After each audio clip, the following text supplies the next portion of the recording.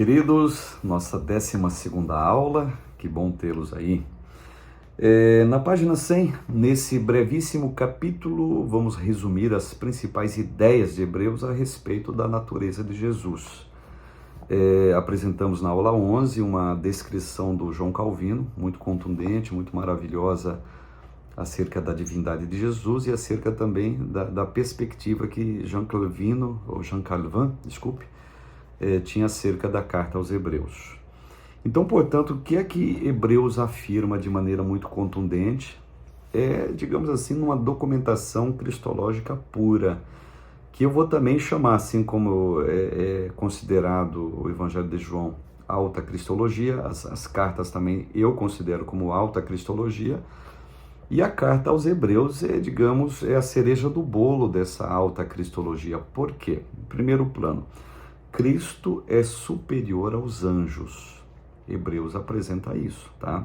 A missão do autor aos Hebreus é estabelecer a superioridade da revelação, ministério e sacrifício de Jesus sobre toda a revelação. Ministério e sacrifício da antiga aliança.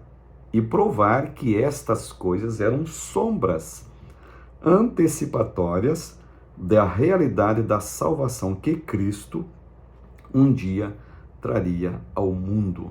Hebreus capítulo 10, versículo 1. Então, nesse pressuposto, o escritor aos Hebreus, escritor quando nós falamos, ninguém afirma quem é, tá?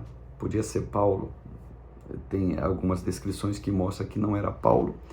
E tem várias suspeitas, por assim dizer, mas pouco importa quem é o autor humano da carta. Pouco importa que o autor divino é inconfundível, o Espírito Santo está inspirando alguém para escrever a carta aos Hebreus, e um dos pontos que ele apresenta, tendo como temática central a superioridade de Cristo, principalmente da aliança que Jesus trouxe, mas a superioridade do Senhor com relação a anjos, superioridade do Senhor com relação aos profetas, tá certo? Tanto é que começa assim aos Hebreus, capítulo 1, verso 1 e 2. Há muito tempo Deus falou muitas vezes e de várias maneiras aos nossos antepassados por meio dos navios, os profetas. Mas nesses últimos dias falou-nos por meio do Filho, a quem constituiu herdeiro de todas as coisas e por meio, olha só, de quem fez o universo.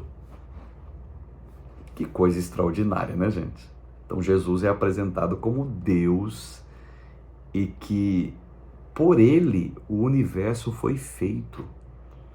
E que lá para trás, lá na antiguidade, os pais, os antepassados desse povo aqui, do povo hebreu, escutou Deus através dos profetas.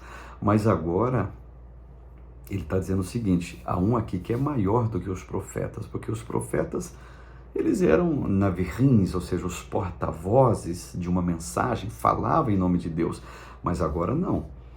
O que veio é tão superior aos profetas que agora Deus está falando, não é por uma voz, é pelo seu próprio Filho. Então Jesus, superior aos profetas. Página 103 explica que Cristo é superior aos sacerdotes levíticos. Apenas com uma informação aqui. O sacerdote oferecia sacrifícios pela nação e por ele mesmo, porque ele era tão pecador quanto os componentes da nação dos hebreus. Então, e observe um fato interessante, quando Cristo morre, ele é a oferta. Que sacerdote do Antigo Testamento poderia dizer assim, não pessoal, não vai ser um cordeiro hoje, pode me oferecer nesse altar do holocausto aqui, pode me oferecer no altar de bronze que a oferta agora vai ser eu. Quem poderia fazer isso?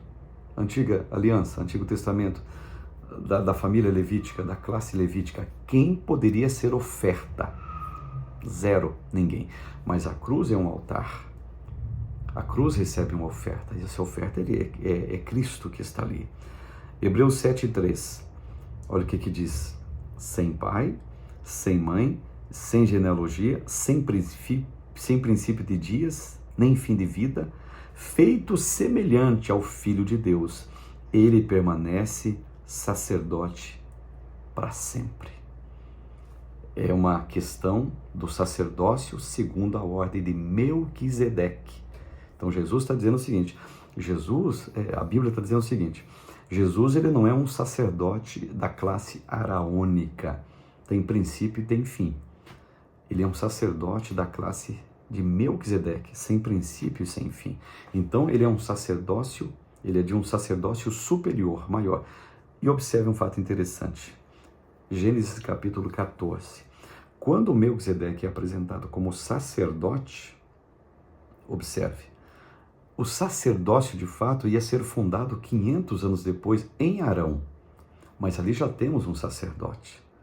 Ali é a figura de um sacerdócio maior, sacerdócio superior. Ali é a figura do sacerdócio, nada mais, nada menos do que um sacerdócio de Cristo.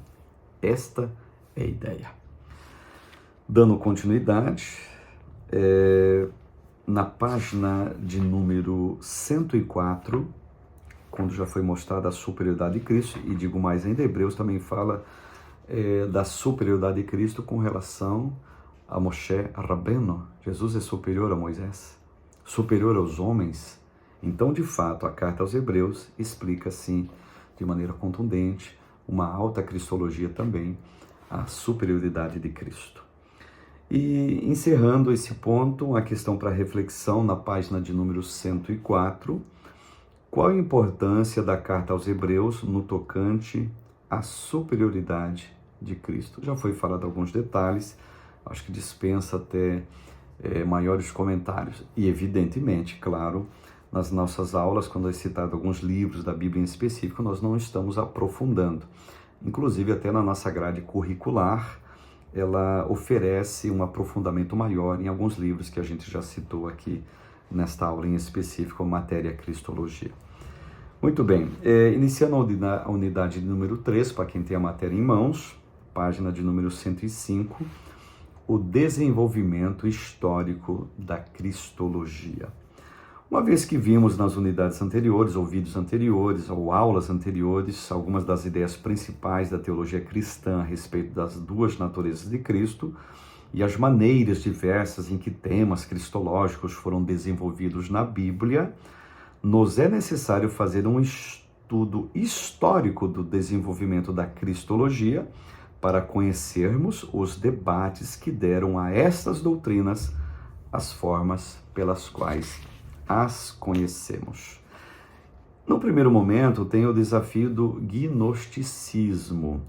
Ao término do primeiro século, começamos a encontrar um tipo de crença religiosa que seria vista pela igreja como uma séria ameaça e seria o principal alvo da apologética cristã dos próximos séculos, o gnosticismo. Seu nome deriva do verbo grego gnosko, que significa conhecer, o que aponta para uma de suas características principais, a busca da gnosis, o conhecimento secreto de coisas místicas, reservado apenas para os mais devotos, mais disciplinados e mais espiritualmente elevados. O gnosticismo era uma religião de mistérios, com a convicção de que o mundo físico era intrinsecamente corrupto e a alma só poderia escapar desse universo se ela se desenvolvesse espiritualmente por meio de conhecimento místico, secreto, aprendido a duras penas. E se era dessa forma, o gnosticismo se tornou um grande desafio para a cristandade como um todo, porque o gnosticismo, como que Jesus é Deus? Como Jesus é Filho de Deus, que ele está num corpo humano, por exemplo? Então, não entrava na cabeça do gnóstico essa questão, tá? Então, nesse sentido, o gnosticismo ele foi um grande entrave, não que ele impediu a crença em Cristo como Deus e tal, e a cristologia como um todo, não, ele foi um grande entrave porque ele queria fazer um contraponto, porque se julgavam muito superiores. E vou dizer aqui, não sei se eu vou me complicar, tá? Mas tem muita religião, entre aspas, de mistérios, escondidas, sociedades secretas, em que uma elite, um grupo específico de pessoas superdotadas, de pessoas inteligentíssimas, grandes comerciantes e tal, acho que você sabe o que eu estou falando, que fazem parte do seu hall e do seu clã e dos seus adeptos, né? Tem escalas, eu acho que eu vou parar por aqui, você sabe do que eu estou falando, né? Nada mais é do que um gnosticismo camuflado da nossa era atual, do nosso presente momento, que vem desmistificar a pessoa de Cristo Jesus. Em Cristo, diz a Bíblia, estão embutidos todos os mistérios de Deus. É mostrado também na página 108 a situação da igreja no início do segundo século, tá certo? Uma igreja perseguida até então, uma igreja em transição, tá? Porque o cristianismo ele surge no seio da comunidade judaica, tá certo? A igreja era perseguidíssima na época, não preciso nem dizer o que aconteceu na época quando a igreja nasce. Os imperadores, as arenas, as fogueiras e por aí vai. E mesmo assim o cristianismo tendo como figura central de Cristo, com a sua cristologia, permanece meio diante desses entraves, dessa loucura das perseguições da época. Na página 110 a gente já vê uma igreja sem apóstolos, todos os apóstolos originais já tinham morrido. Um dos principais desafios que a igreja enfrentou ao final do primeiro século foi a morte dos últimos apóstolos. Entra os discípulos dos apóstolos agora, e por aí vai aumentando a problemática, enfim. O gnosticismo, como já dissemos, página 111, era uma única religião, mas um conjunto, como já dissemos, o gnosticismo não era uma única religião, mas um conjunto de movimentos religiosos, cada um com seus próprios textos, rituais e doutrinas peculiares. Havia, porém, algumas características que os unificavam e que tornaram possível se falar do gnosticismo em termos gerais. E o gnosticismo falava do que na época? Está bem explicado aqui, página 112, página 113, tem uma explicação aqui sobre Barbelo, que eu acho interessante vocês analisarem depois. São textos massivos que eu não vou citar tudo, tá? Página 114, página 115, indo até a página 116, onde a gente encontra uma resposta de Irineu de Leão com relação ao gnosticismo. Pelos primeiros séculos da história da igreja, dezenas de teólogos se empenharam em refutar os gnósticos, mas um se estabeleceu como um dos maiores apologistas da história da igreja e, sem dúvida, o maior escritor antignóstico de toda a patrística, que foi o Irineu de Leão, que foi muito contundente. Na página 117 tem algo, 118 também, acerca sobre Irineu de Leão e a obra que ele fez, nesse sentido de combater o gnosticismo que se levantava contra a ideia da cristologia. E na página 118, bem embaixo, observe o quanto a humanidade de Jesus é importante nesses argumentos, nesses argumentos que são colocados acerca do papel dele que Irineu escreveu, tá? Na carta contra as heresias. Para salvar a humanidade, Jesus precisava se tornar humano, como já falei para vocês, pois só assumindo a natureza de um filho de Adão poderia se estabelecer como o segundo Adão. Jesus era filho de Adão em que sentido? Ora, Jesus era um ser humano parecido com Adão. Nasceu, entre aspas, digamos assim, como homem sem pecado, assim como Adão foi gerado sem pecado nenhum. Com uma diferença: Adão peca e é expulso. Jesus nunca peca e nos restabelece para voltarmos, entre aspas, ao jardim. Então a humanidade de Jesus é profundamente importante. E Irineu de Leão foi muito importante nessa questão. Finalmente, na página 119, temos aqui uma questão para reflexão, que eu quero levantar novamente para a gente pensar. Sempre a gente levanta isso conforme a matéria nos indica para a gente poder aplicar as ideias. Qual foi o impacto causado pelo gnosticismo nos primeiros séculos da igreja? E quais foram os principais combatentes desta heresia? Já citamos o Irineu, e entendemos que ele foi muito importante para combater o gnosticismo. E digo mais, o gnosticismo me parece que não era só para aquela época. Os sábios que dizem, não precisamos de Cristo, esse Cristo de vocês, ele é muito humano, seja o que for. Me parece que não é só para aquela época, me parece que o gnosticismo ainda existe até hoje.